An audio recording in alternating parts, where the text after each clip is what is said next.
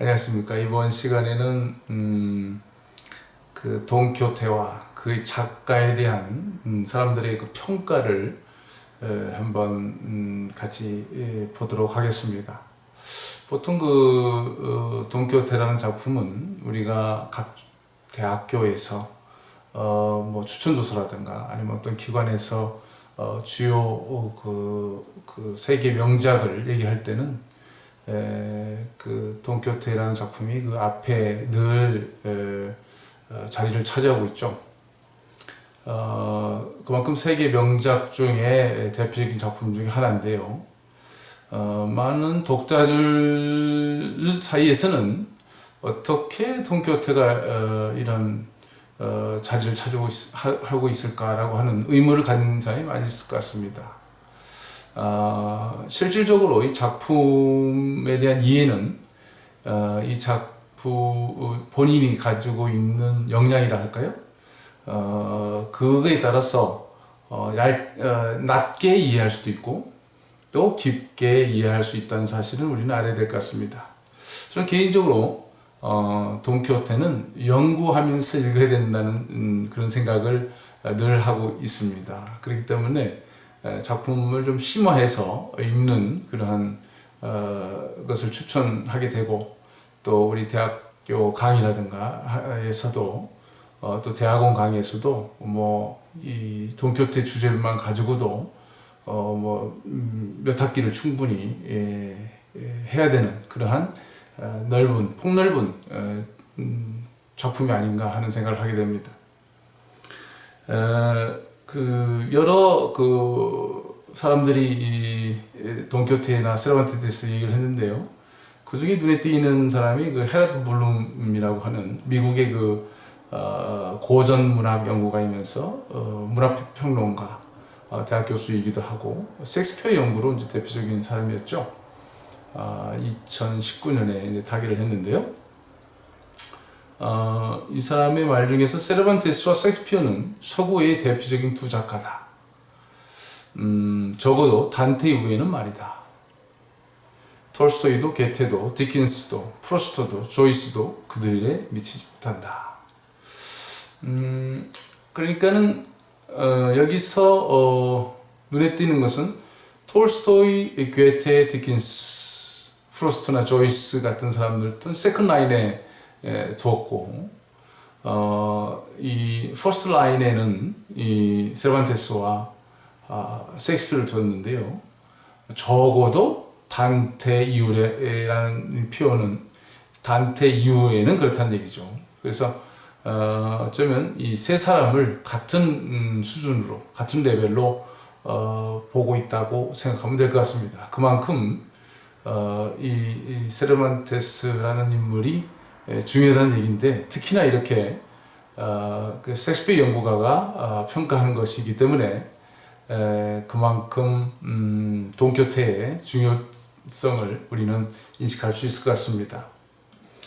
헤드 블룸의 몇 마디 언급을 추가하면은 이런 말을 했습니다. 내가 보기에 세르반테스는 지난 400년간 생산된 문학에서 셰익스피어의 유일한 경쟁자다. 같은 시대에 활동했던 셰익스피어가 돈키호테를 읽었다는 증거가 있지만 세르반테스가 셰익스피어를 읽었을 가능성은 매우 희박하다. 네, 이 두 작가는 거의 같은 시대를 살았고, 또 하나는 영국에서 유명 작가였고, 극작가였고, 또 하나는 스페인에서 일약 인기 작가가 됐는데요. 1605년에 나온 돈키호테 1권이 1612년에 영어로 번역이 됐습니다. 물론 다른 언어로도 계속 번역이 됐습니다만은 영어로 번역됐고 그 위에서 나오는 그 셰익스피어가 돈키호테를 읽었다는 증거가 있지만, 이 표현은 바로 그 1613년에 그 까르데니오라고 하는 작품이, 셰익스피어의 작품이 무대에 오른 것 같습니다. 영국에서요. 그리고 1653년인가요? 그때는 작품이 편집이 돼서 작품집이 나오는데 거기에 이제 까르데니오라고 하는 그 작품이 들어있는데 이제 소실됐죠. 이 얘기는 이 돈키호테 1권에서 그 까르데니오와 루시인다, 도로떼아 이야기가 이제 재밌게 펼쳐지는데 작품이 많은 부분을 차지하고 있습니다. 재미도 있고 또 이 의미도 있는 그러한 내용인데 이것이 이제 그 셰익스피어의 작품으로 올려졌다는 사실이죠. 근데 시기적으로 보면 돈키호테 1권이 번역된 바로 다음 해 했기 때문에 셰익스피어는 돈키호테를 읽었다는 증거가 있지만 하는 헤로드 블룸 말에 맞는 그런 거기서 근거가 있는 것이죠. 그러나 이제 세르반테스가 셰익스피어를 읽었을 가능성은 희박하다라고 표현을 했죠. 당시 어떻게 보면은 이제 유럽에서 갑자기 베스트셀러 작가가 된 것은 이제 세르반테스였고, 영국에서 유명한 극작가는 물론 셰익스피어였죠. 이 두 관계에서 세르반테스가 셰익스피어를 알고 있었느냐는 저는 잘 모르겠습니다. 그러나 셰익스피어는 세르반테스, 돈키호테를 알았다는 사실은 아까 그 까르데니오라고 하는 또 히스토리 오브 까르데니오라고 하는 작품의 경우를 봤을 때 둘 관계를 이제 알 수 있을 것 같습니다. 그다음 일어날 수 있는 거의 모든 사건이 돈키호테에서 일어나긴 하지만 가장 중요한 것은 산초와 돈키호테 사이에 오고 가는 끊임없는 대화다. 그들의 본성은 결코 융합되지 않지만 서로 의지하는 법을 배운다. 그러니까 우리는 이제 돈키호테라는 작품의 주인공을 돈키호테로 보고 있죠.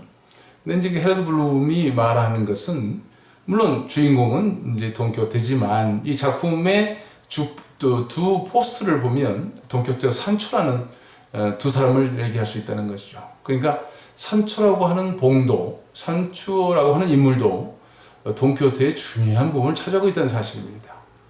그래서 두가는 본성은 결코 융합되지 않는다. 산초는 산초대로, 돈키호테는 돈키호테대로 각자의 성격에 맞게 작품을 이끌어나고 있죠. 그래서 결코 융합되지는 않지만 서로 영향을 주는 관계죠. 그래서 서로 의지하는 법을 배운다.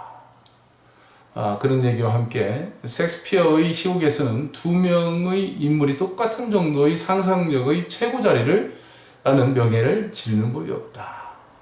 무슨 얘기는 셰익스피어 작품에는 그 주인공이 이제 있고 나머지는 그걸 이제 그 밑에 단계라고 봐야 되겠죠. 조연 단계, 조연이나 아니면 일반 등장인물들이 나옵니다만 주인공을 정점으로 모든 게 이루어지지만 이 돈키호테에서는 돈키호테와 산초라고 하는 두 인물이 그 상상력의 대결이라 할까요? 그래서 1권에서는 돈키호테 상상력의 세계, 2권에서는 산초의 상상력의 세계가 펼쳐지게 되는 것이죠. 사실 이것을 헤로드 블룸이 잘 지적을 한 것 같습니다. 세르반테스는 셰익스피어처럼 모든 독자를 즐겁게 하지만 또한 셰익스피어처럼 독자의 능력에 비례하여 더욱 적극적인 독자를 만들어낸다. 이런 말을 했는데요. 이 말은 바로 그 작품을 읽는 독자의 뭐랄까요, 수준이랄까요? 거기에 따라서 작품이 반응을 한다는 얘기죠.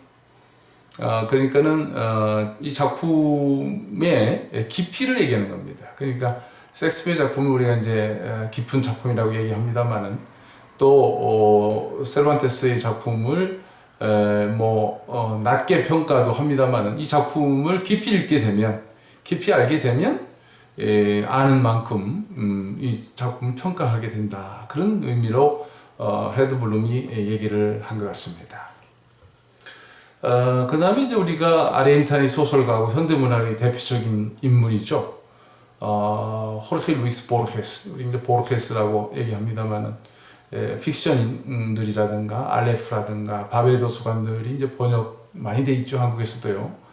이 이제 포스트 모던하고도 이제 연관이 되고 현대 소설의 대표적인 인물인데요. 이 보르헤스가 얘기한 말이 이제 재밌습니다. 나는 술과 담배를 하지 않는다. 라디오를 듣지도 않으며 마약을 하지도 않는다. 그리고 적게 먹는다. 나의 유일한 악행은 돈키호테와 신곡을 읽는 것이다. 네, 보르헤스의 유일한 악행, 뭐 담배 피는 거, 술 먹는 거처럼 이 보르헤스의 개인적 악행은 단테의 신곡과 세반티스의 돈키호테를 읽는다는 사실입니다. 그만큼 이 현대 문학의 이 대표적인 작가의 보르헤스한테 이 두 작품이 준 영향이라는 것은 대단하다고 볼 수 있는 것이죠. 그리고 동시에 이 돈키호테라고 하는 작품이나 이 신곡이라는 작품 그 수준으로 우리가 생각한다는 것 자체가 이 세르반티스 돈키호테를 세계 명저의 반열에 놓는 그러한 이유 중에 하나라고 볼 수 있겠습니다. 우리가 들었던 그 볼테르라고 하는 그 프랑스 계몽주의 철학자 같은 경우는 이런 말을 하죠. 나는 돈키호테처럼 열정을 실행하려고 노력한다. 돈키호테에서 이제 열정, 패션을 본 것이죠. 그리고 이 패션을 실행하려고 한다.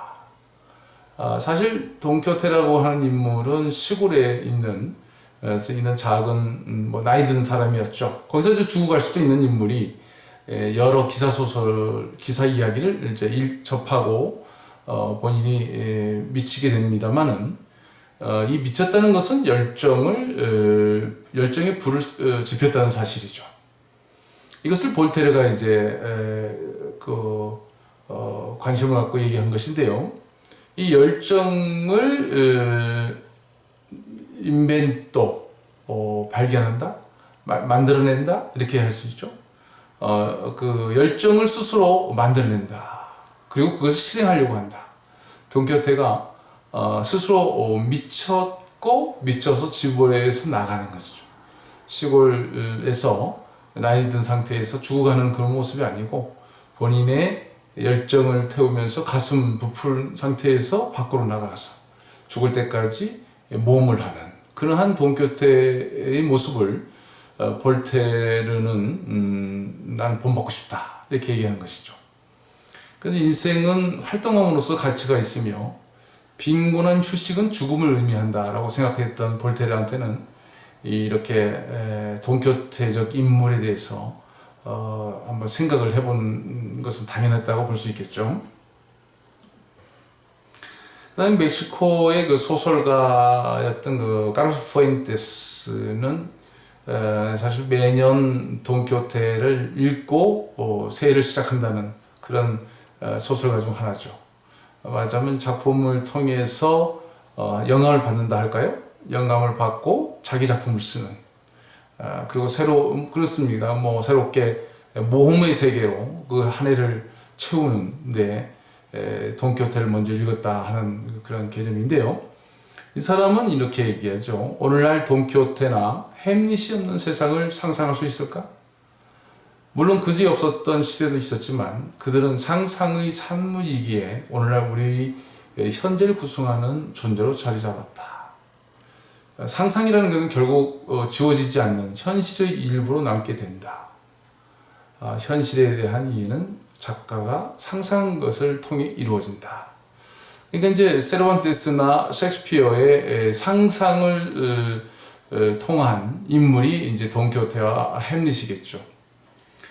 이 상상은 우리가 지금 돈키호테적 인물, 햄릿적 인물부터 시작해서 많은 어떤 유형의 인물들 이것들은 상상을 통해서 지금 현실에 존재하고 있는 것이죠. 우리가 창작을 한다는 거, 우리가 작품을 만들고 한다는 것은 상상을 한다는 얘기죠.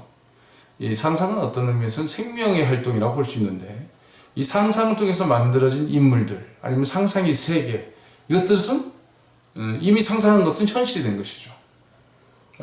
특히나 이제 이 돈키호테나 햄릿 같은 인물은 현실적으로 많이 적용이 되고 있는 것이고, 그 얘기는 바로 카를로스 프렌트가 얘기한 것처럼 상상이 현실화되어 있다. 그래서 현실의 일부로 남아있다라는 말과 통하는 것이 되겠습니다. 그 다음에 이제 스페인 20세기 초에 이제 활발하게 활동했던 호세 오르테가 가세트라고 하는 그 스페인 철학자가 있는데요. 이 사람은 이제 독일 철학, 클라우시스무라고 그래서 독일 철학, 독일에서 유학을 하고 독일 철학을 배운 사람인데요. 상당히 의미심장한 얘기를 하죠. 돈키호테는 우리 자신의 현재에 대한 수많은 질문을 던져주는 존재다. La gran figura de Don Quijote se encarna con un signo de interrogación. 그러니까는 그 의문부호다. 이 인물은 하나의 의문부호에 해당한다. 그러면서 이제 es como un guardián del espíritu español y del equívoco de la cultura española. 그러니까는 어떤 의미에서는 그 스페인 정신의 대변자이면서 스페인 문화의 모습을 보여주는 인물이다. 모호성, 애매모호함, 앰비규어티, 암비구에다 특성을 얘기하는 거죠. 스페인 사람들의 어떤 스페인 문화의 특징, 그것은 글쎄요, 오르테가 가세트가 얘기한 그 철학자가 독일에서 공부한 철학자가 볼 때는 스페인은 어떤 의미에서는 독일 사람들처럼 어떤 확실한 정의라든가 철학적 어떤 사고보다는 낭만적이고 또 애매모호하고 한 것을 약간 찬사와 비난이 섞여져 있는 것 같습니다. 어쨌든 돈키호테의 광기, 돈키호테의 낭만성, 돈키호테의 그 행동을 보면서 오르테가 가세트는 뭐 좋은 점, 나쁜 점을 다 봤겠죠. 이것이 하나의 스페인적 그 특징이라고 이제 얘기를 하는 건데, 제가 볼 때는 문학적이라고 볼 수 있어요. 오히려 앰비규어티, 모호성. 그 철학자의 눈에는 그게 비판적 그 요소가 될 수 있어서, 문학적 입장에서는 수많은 그 모호성이라는 것은 수많은 생각을 만들어내는 그 중요한 요소가 되는 것이죠. 그런 차원에서 그 체코슬로바키아 출신의 그 프랑스로 망명했던 밀란 쿤데라가 얘기하는 돈키호테는 더 재미있습니다. 이 사람 먼저 그 세르반테스를 그 The Founder of Modern Era, 그러니까는 근대의 창시자로 보고 있어요. 근대의 창시자라. 근데 뭘 보고 밀란 쿤데라는 세르반테스를 근대의 창시자라고 했을까요? 그건 아마도 모호성이었을 것 같습니다. 금방 오르테가 가세트가 스페인적 특징이라고 얘기하고 돈키호테의 특징이라고 얘기했던 앰비규어티, 이 모호성이 근대적 특징이라고 얘기할 수 있는데, 이 밀란 쿤데라는 그렇게 봤던 것이고, 여기서 이제 밀란 쿤데라가 관심 있게 본 것은 바로 끊임없이 질문하게 한다는 것이죠. 그래서 사람들은 모든 것에서 답을 얻으려는 어리석음에 빠진다. 그러나 소설은 뭔가 확실한 것을 말해주지 않으며 단지 질문만을 던질 뿐이다. 돈키호테가 세상에 나왔을 때 그의 눈에는 모든 게 신비로움 그 자체였다. 그의 놀랄만한 호기심이 바로 유럽 소설의 첫 번째 유산이 되었고, 그 뒤 소설의 역사를 만들었다. 소설가는 독자에게 세상은 하나의 의문투성이임을 가르칠 뿐이다. 그러니까는 그 어떤 현상에 대해서 사람들은 하나하나 규정하고 싶고 정의하고 싶죠. 그런데 소설가의 아니면은 창작가의 실질적으로 할 역할은 사람들로부터 생각할 기회를 준다는 얘기죠. 이런 측면에서 소설의 목적은 뭘 규정하는 게 아니라 그것을 읽는 사람으로 하여금 뭔가를 상상하게 하고 생각하게 한다는 것이죠. 이런 차원에서는 이 문학적 이런 목적은 사실 철학적 목적이나 뭐 다름이 없다는 생각이 듭니다. 그러니까는 우리가 소크라테스 얘기할 때 내가 알지 못하고 있다는 것을 안다는 얘기죠. 그 얘기는 뭡니까? 내가 항상 의심한다는 것이고 항상 생각한다는 것이죠. 뭐 정해져 있는 게 없다는 것이죠. 물론 이제 데카르트가 얘기하는 그 생각한다, 고로 존재한다는 그 말 자체도 여기서 생각한다는 의미는 의심한다는 것이죠.